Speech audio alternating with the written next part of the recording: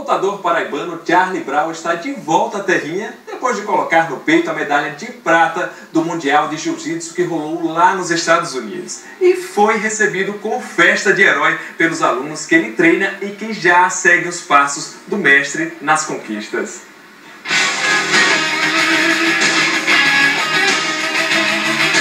Medalha de prata no peito e a alegria de ter representado bem a Paraíba no Campeonato Mundial de Jiu-Jitsu.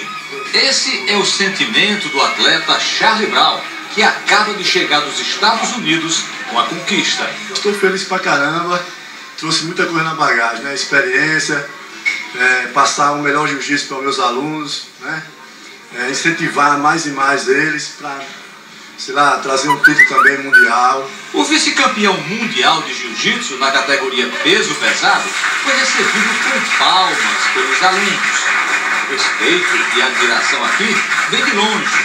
Além dessa medalha de prata, Charlie Brown, no ano passado, foi ouro na mesma competição. Ele também já foi campeão paraibano, primeiro lugar no sul-americano, no campeonato europeu, no sul brasileiro e várias vezes campeão paraibano.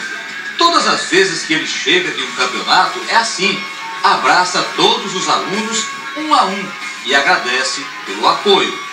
Depois realiza um aulão para falar da experiência para os alunos. Reuni todos eles para falar um pouco, né, da minha experiência, o que aconteceu.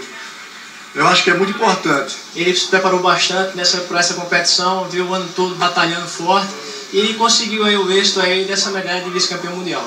Os alunos medalhistas, a exemplo de Júnior Vieira, bicampeão brasileiro azul pesado, e Renata Salles, campeã brasileira amarelo infantil, ficaram orgulhosos com o resultado obtido pelo mestre. Não é só a vitória de um campeão, é uma equipe toda que batalha, que treina, que se dedica, que deixa de treinar para um campeonato, para um atleta aí competir.